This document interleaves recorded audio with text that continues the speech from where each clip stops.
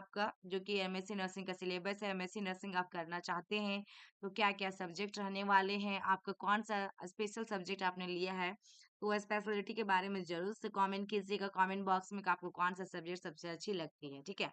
MSc nursing करना चाहते हैं तो। हर एक बीएससी नर्सिंग वालों के लिए काफ़ी इम्पोर्टेंट है जो एमएससी नर्सिंग के लिए सोच रहे हैं अभी। तो यहाँ पे फर्स्ट ईयर और सेकंड ईयर 2 क्लासेस होती है, ये 2 साल की कोर्सेस होती है। सबसे बड़ी बात पहली बात है कि 2 इयर्स का कोर्सेस होता है ना? इसका एमएससी नर्सिंग का। इसमें फर्स्ट ईयर में आपका क्या है देखिएगा नर्सिंग एजुकेशन पढ़ना होता है आपको, एडवांस नर्सिंग प्रैक्टिस पढ़नी होती है, 2 सब्जेक्ट इधर हो गया और आपका इसमें से जो भी एक सब्जेक्ट आप लिए हो जैसे medical surgical nursing, obstetric and gynaecological nursing, child health nursing और आपका mental health nursing and community health nursing ये सारे हो गए। ये 5 में से कोई एक आपको लेना है जो कि आपका जो फेवरेट है। यदि गर्ल्स हैं आप, गर्ल्स के लिए यदि ओबीजी मिल रहा है बहुत अच्छी बात है और आपका पीडियाट्रिक और एक कम्युनिटी ये 3। यदि बॉयज़ हैं तो मेडिकल, सर्जिकल, नर्सिंग और साइकियाट्रिक ये दोनों में बहुत इंटरेस्ट रखिए आप लोग और एडमिशन भी लीजिए। लास्ट में नहीं मिल पाता है दोनों में तो कम्युनिटी आप ले सकते हैं, कम्युनिटी आप ले सकते हैं, ठीक है?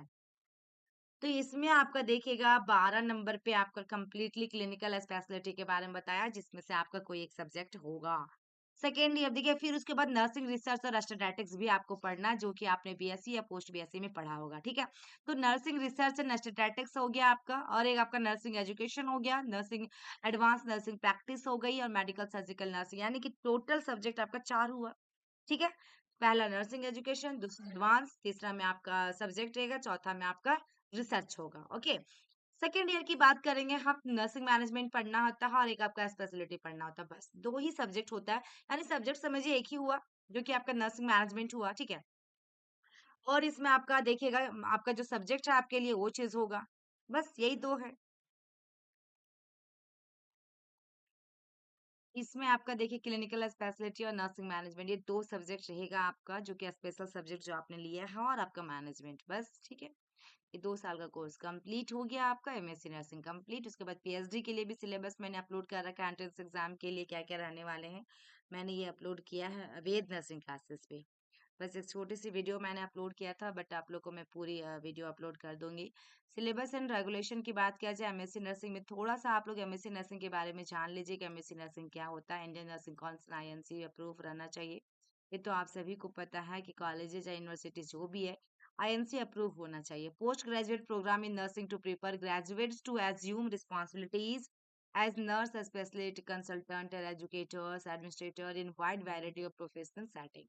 ऑब्जेक्टिव दिया हुआ है ये सारे आपका जो भी है अदर स्टाफ मिनिमम रिक्वायर्ड क्या क्या होगा ये सारी चीजें दिया गया है आपका then eligibility criteria admission requirement देखिए ये बहुत इंपॉर्टेंट है किसके लिए एमएससी नर्सिंग के लिए ठीक है तो एलिजिबिलिटी क्राइटेरिया क्या है ये आप लोग को पता होना चाहिए ठीक है तो देख लीजिए इसमें आपका सबसे पहले है कि candidate should be registered nurse and registered midwife और equivalent with any state nursing registration council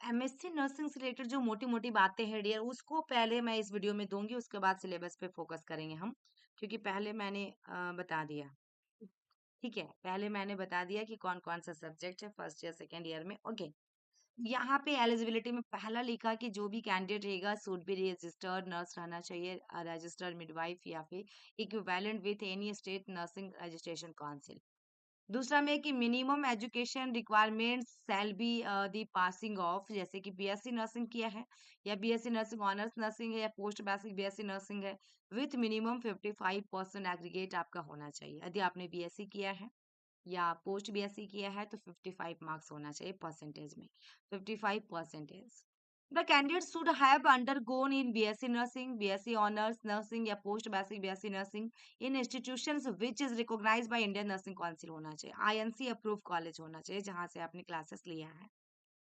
minimum 1 year of work experience होना चाहिए आफ्टर बेसिक बीएससी नर्सिंग देख लीजिए ठीक है क्या लिखा है 1 साल का वर्क एक्सपीरियंस होना चाहिए आफ्टर बेसिक बीएससी नर्सिंग यानी कि बीएससी नर्सिंग के जस्ट बाद 1 साल का टीचिंग एक्सपीरियंस आपके पास होना चाहिए ठीक है पहली बात यदि आपने बीएससी नर्सिंग अभी 24 में कंप्लीट किया है तो 25 में एडमिशन आप नहीं ले पाएंगे 25 में आपको 1 साल पढ़ाना होगा कहीं टीचिंग में जाना होगा फिर आप 26 में एडमिशन ले सकते हैं 26 में आप एलिजिबल हो जाएंगे minimum 1 year work experience prior और after post basic BSc nursing.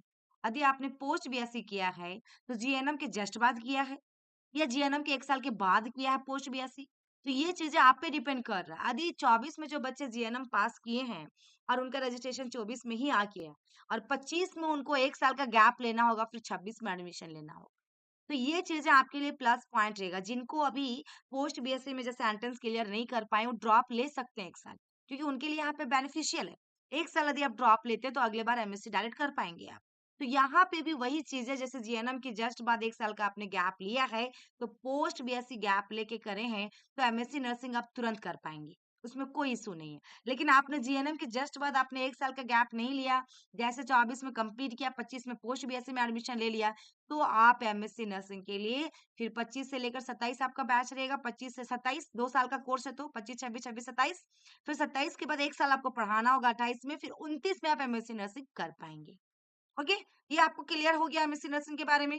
फिर उसके बाद कैंडिडेट सैलरी आपका मेडिकली फिट तो होना ही चाहिए।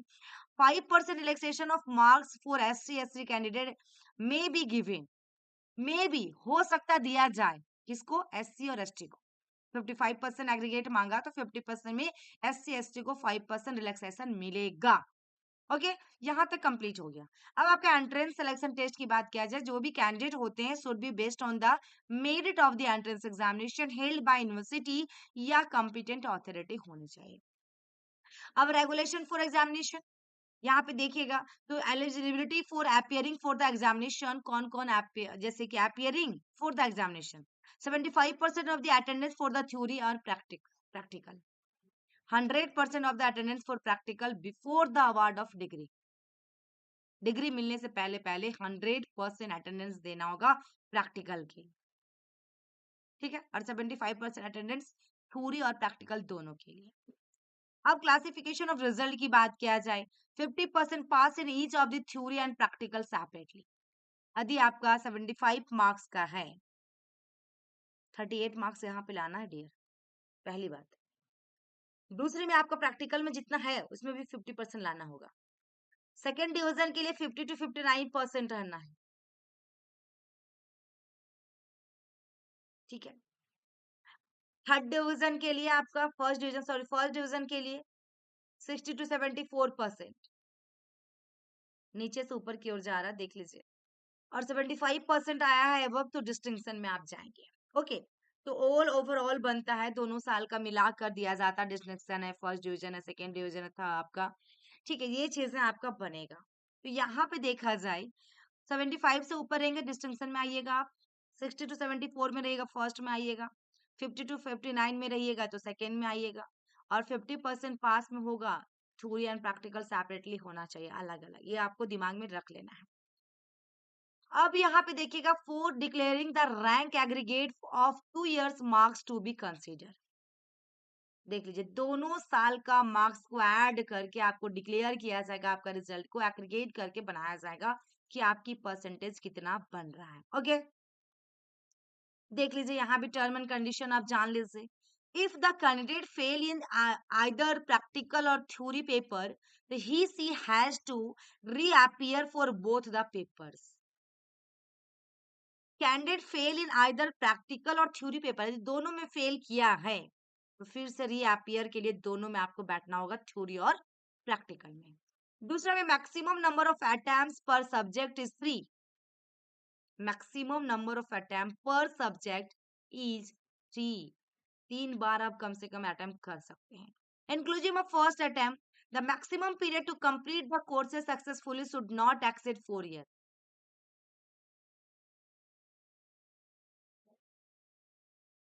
ठीक है। तो आपका courses successfully should not be exceed 4 years, 4 साल के ज्यादा आप टाइम पीरियड नहीं ले सकते हैं इसमें। यदि आपने फर्स्ट ईयर में फेल किया, फिर सेकेंड ईयर, फिर थर्ड, 4 years से ज्यादा आप टाइम नहीं ले सकते हैं। Candidate who fail in any subject तो shall be permitted to continue the study to into the second year. देख लीजिए, shall be permitted to continue study into the किसके लिए? सेकेंड ईयर के लिए। जबकि candidate shall not be allowed to appear for the second year examination till such that the she passes all subjects of the first year MSc nursing examination।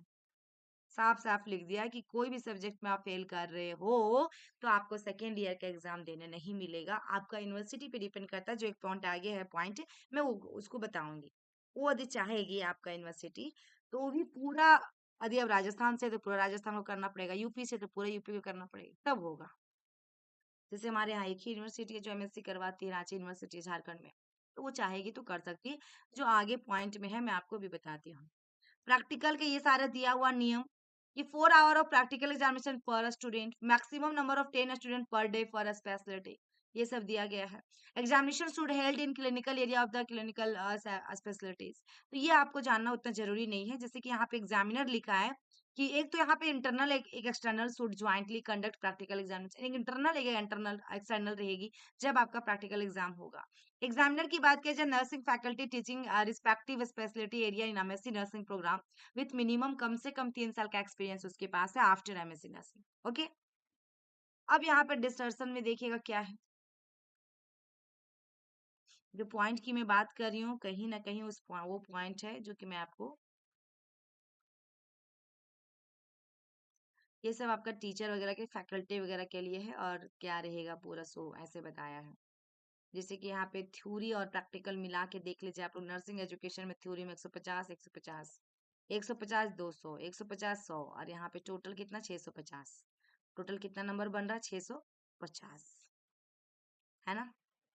अब 650 में आपका कितना marks आ रहा है वो चीज को आपको देखना है। ठीक है, तो ये भी जान लीजिए आप लोग कैसे कैसे है। 650 बन रहा है। सेकेंड में देखते हैं क्या है आपका सेकेंड ईयर में।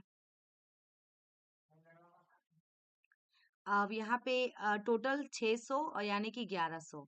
इसमें देख लीजिए क्या लिखा। थ्योरी जो है टोटल कितना बता रहा, 150 300 600। और यहाँ पे टोटल इतना लिखा कि लिखा 650। तो 150 200 100 650 और यहाँ 1100 हुआ टोटल। 600 और इधर 1100 हुआ टोटल। सेकेंड ईयर में देखिए आप, नर्सिंग मैनेजमेंट में 150 है, इसमें 150 है। नर्सिंग रिसर्च का जो आपका थीसिस जो देते हैं, रिसर्च जो बनाएंगे आप, इसमें कुछ वैसा नहीं है। इसमें 300 का है आपका, क्योंकि इसमें थ्योरी तो है नहीं, इसलिए थ्योरी में रहेगा कटम। और स्पेशलिटी में 150 है और इसमें 950 है, यानी टोटल कितना हुआ 1400 हुआ। ठीक है, अब ये दोनों को आप ऐड करो, दोनों को ऐड करो तो कितना मार्क्स हो रहा है आपका। परसेंटेज यही मैं बता दे रही हूँ क्या बनेगा आपका, है ना, और कैसे आपको डिस्टेंशन में आना है। ओके,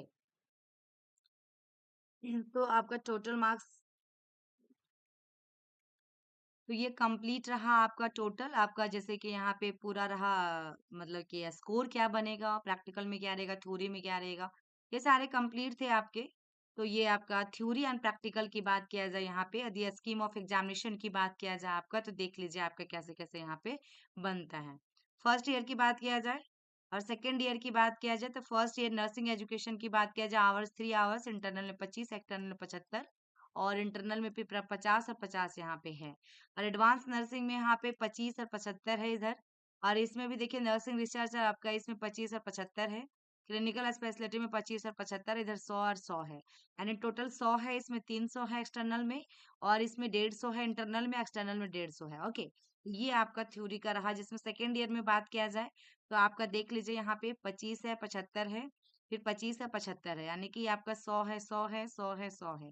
इधर आपका 150 रहा आपका यहाँ पे और यहाँ पे 200 200। ओके, तो ये चीजें आपका है कंप्लीट आपका नंबर वगैरह। नर्सिंग रिसर्च में 50 है, स्टैटिस्टिक्स में 25 है 75। नर्सिंग रिसर्च 15 है, स्टैटिस्टिक्स में 10 है प्रैक्टिकल का। ओके, तो ये चीजें आपका दी गई है। अब यहाँ पे देखेंगे हमारा कि एमएससी नर्सिंग यदि आप कर रहे हो तो इतने तक ही हम बताएंगे, 16 पॉइंट तक, जो कि आप लोग के लिए काफी इंपॉर्टेंट है। एमएससी नर्सिंग वालों के लिए, सबके लिए जिनको करना है अभी। तो एमएससी नर्सिंग नॉन अटेंडिंग भी होती है। यदि आप जैसे आरयूएचएस की बात करें हम, अभी जो काउंसलिंग होने वाली है, तो वहाँ के भी बच्चे नॉन अटेंडिंग में एडमिशन ले सकते हैं और थ्योरी क्लास का ज्वाइन कर सकते हैं आप लोग। मैं आप लोग को पूरा सजेस्ट अच्छे से कर दूंगी। जैसे कि यहाँ पे मिनिमम पास मार्क्स देखा जाए, सैलरी 50% होता है ईच ऑफ द थ्योरी, यानी कि 38 मार्क्स लाना होगा। प्रैक्टिकल पेपर सेपरेटली में दोनों में लाना होगा। A candidate must have minimum of 80% attendance होना चाहिए irrespective of the kind of the absence. So in theory and practical in each subject for appearing for examination. Okay. A candidate must have 100% attendance in each of the practical areas before award of the degree. जब degree मिलने से पहले 100% और theory के लिए कम से कम 80% attendance चाहिए. A candidate has to pass in theory and practical exam separately in each other of the paper. है ना? If candidate fail in either theory or practical paper, तो she has to reappear for both the papers, theory and practical. Maximum number of attempts permitted for each paper in 3.